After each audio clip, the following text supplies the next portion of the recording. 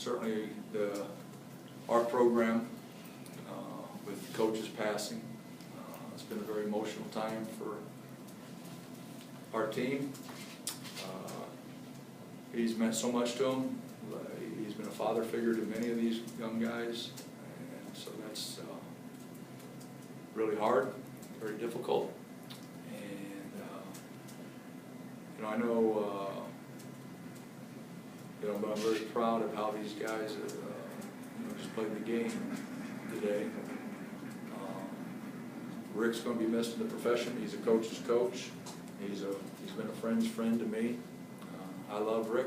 Rick's always been there, known him for a long time, and always there for me and our family when things weren't going so great for us at times. And so I will miss him. I will miss him, and I know our thousands of people will miss him, but our players certainly will miss him. So, with that being said, I thought our kids responded extremely well. I thought they really fought. Valpo-SLU was a really good team, very good team, very good offensive team, good defensive team too. But I mean, I thought we played extremely well defensively. They really challenge you with skilled guys in 4 positions, and their big kid inside, which I don't know what he ended up getting, but he's an excellent player, and we're kind of how we had things set up. It kind of worked our way a little bit for that, and especially when you have a big kid averaging making 7 free throws a game. That's an incredible statistic for any kid, but a big kid. I bet there's not a big kid in the country like that. So, we can pick out any guy, Mike McCall, Jordan, Dwayne. I mean, it didn't make any difference. I thought our guys, starters and guys off the bench, did a great job. So, any questions? Going into this, how unsure were you just about how the guys would come out in this situation? Jim Weitzel really helped me with that, really, because he kept saying, "No, they're going to be ready. They're going to be ready." Maybe he probably sees the cup a little half full, and I see it half empty sometimes. Maybe, I don't know, but he seriously he helped me just kind of. Hey, don't worry about that part. Just keep figuring out how we're going to do things. I mean, they're going to be ready. And in the back of my mind, I really thought they did too. I mean, it's a devastating situation. However, when you got a coach like Coach, who's dedicated his life to the game, and the game that he loved, and he loved to coach kids, and he thought there was one way to play, and that's to play hard and smart and play with your heart and be a good teammate. Lined up pretty good today for us. Offensively, it just really seemed like the guys were just running the sets, getting some great look, especially a couple times in the first half. Got some dunks and a couple different things. Was that one of the big stressing points coming off of the loss last week to Washington?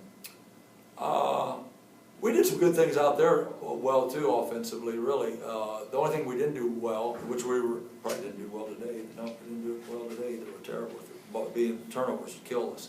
Out of Washington, we had about 5 turnovers that led to points the other way. I mean, didn't have anything to do with defense. I mean, they were coming back at us fast. And that was an offensive flaw, and we were not particularly ball strong today with things. But I thought we took things to the bucket well. I thought we did things well offensively.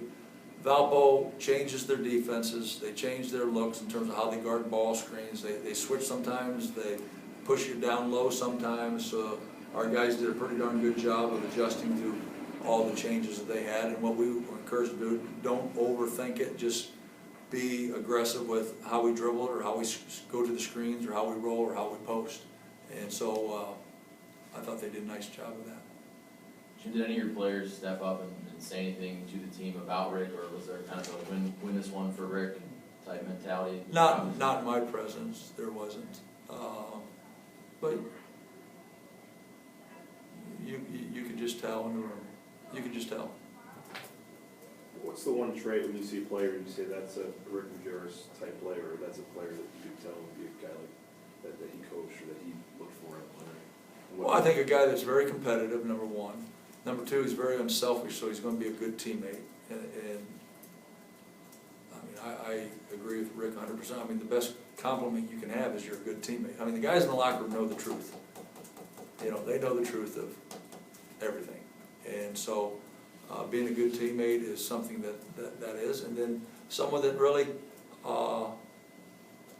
is has a passion and dedication to the game. I mean, that's a Coach Majerus kind of guy, and I think our guys exemplified through from A to Z today in terms of a great zest for the game and their teammates today. But also, I like to say,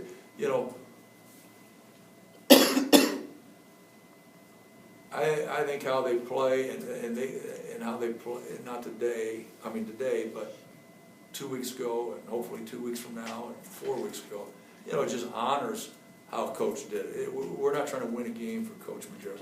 We're not going to do that. We're not going to do that. He means much more than one day or one game, anything like that. And we're not. So if we came out and bust our rear and we got beat by Valpo, that means we didn't. No, that's not how it works in my mind.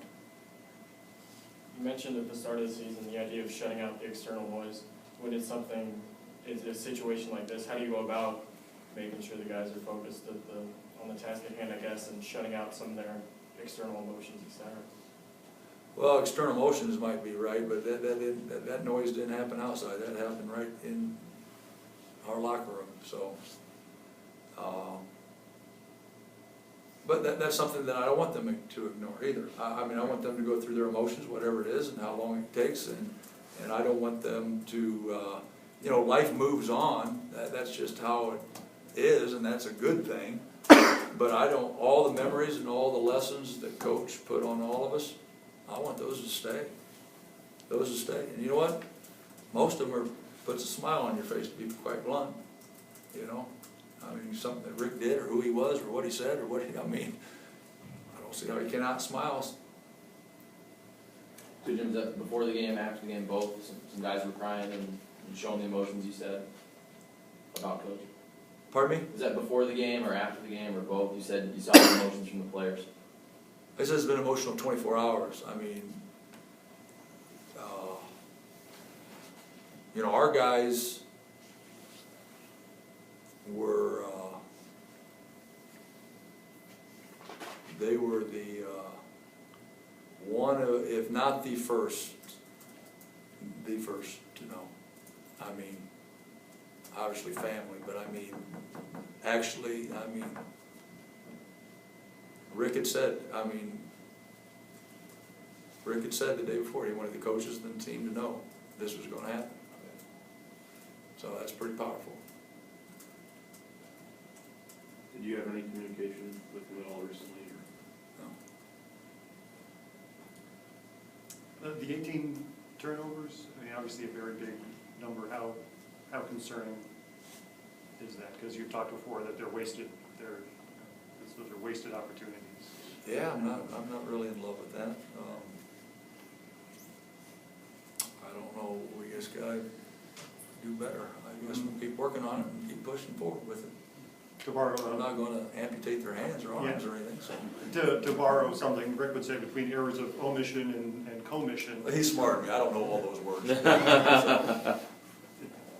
So to clarify that you and the players knew on Friday that this was probably coming to happen, or when No. first?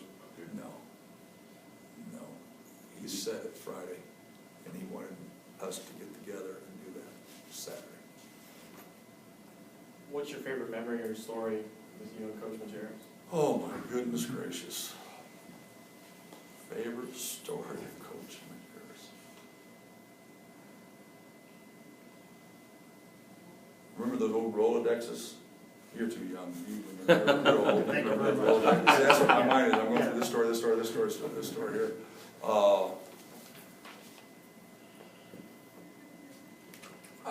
I don't know, just kind of how he was, loved basketball. I mean, I met him when, actually he was coaching when I was playing. We played each other in the regional finals, I think it was. Finals or semifinals. I don't know which one it was, but down in Nashville. But he's assistant coach at Marquette. That's pretty impressive and everything back then. He'd come down and he'd work Coach Knight's camps, and I was working Coach Knight's camp. He'd be in the dorms, no air conditioning. I mean, just sweating like anything. And he wasn't, he wasn't above that. I mean, he wanted to learn, and he's going to get down there and that made an impression on me right off the bat. Here's a coach from another college coming to work this camp. I mean, we're trying to get out of it, actually, our staff. And he's coming down and basically volunteering and putting in long days and hot nights in the dorms, just sleeping with kids.